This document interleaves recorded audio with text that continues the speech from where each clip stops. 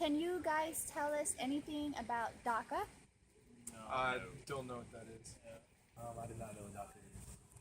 I just learned what DACA is, and it's giving the immigrants a permit to work.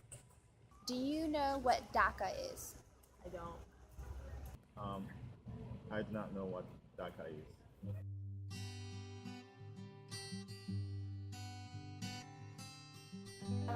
Just in case, like, Yeah. we need to put more chairs.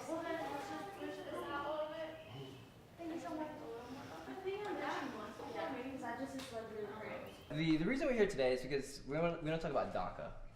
Raising money for DACA is important to me because I know that my mom and my grandma and my grandfather, they had the opportunity to come to this country from Cuba as political refugees.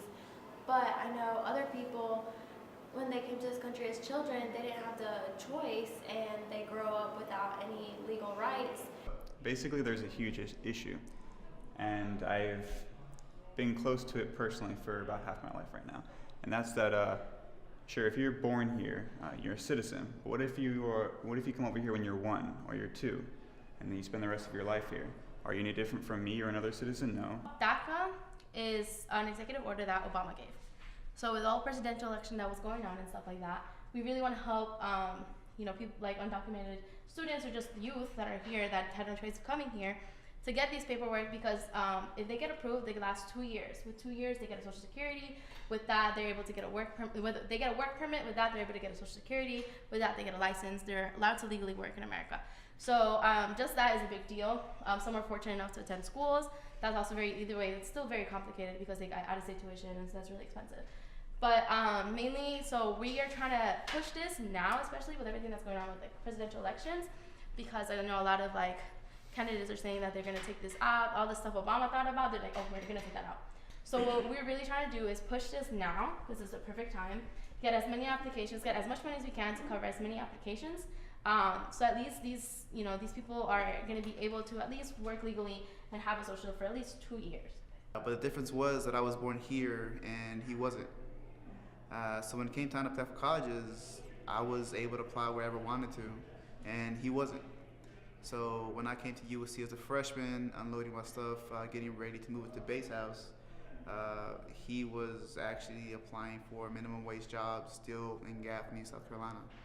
And so I feel like that was very unfair, that just because I was born on a different side of the river, that I had many more opportunities than he did. And it didn't make sense to me then. It doesn't make sense to me now. So that's why I'm glad that LASO is helping the Katy Cos with this fight. And I grew up in a Latino community, so I know some of my friends, they couldn't go to college, or the ones who did had to go like back to their country to go. I think about it, and I wanted to tell you guys this story about.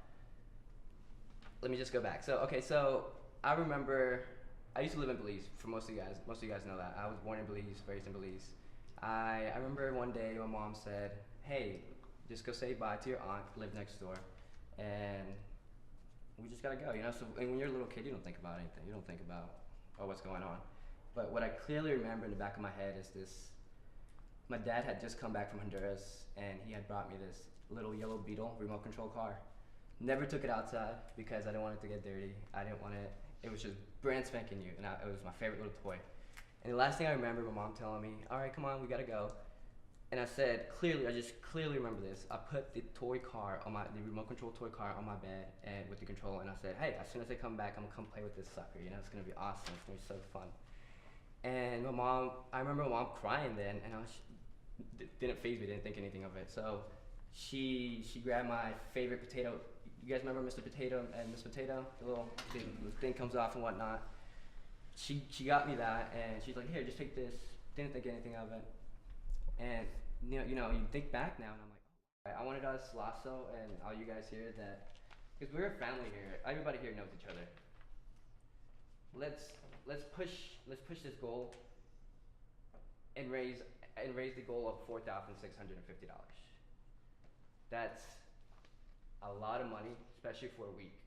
We have plans laid out. We have ideas laid out. We have action items laid out. But we cannot do it alone. We need to bring everybody together. And I think we can do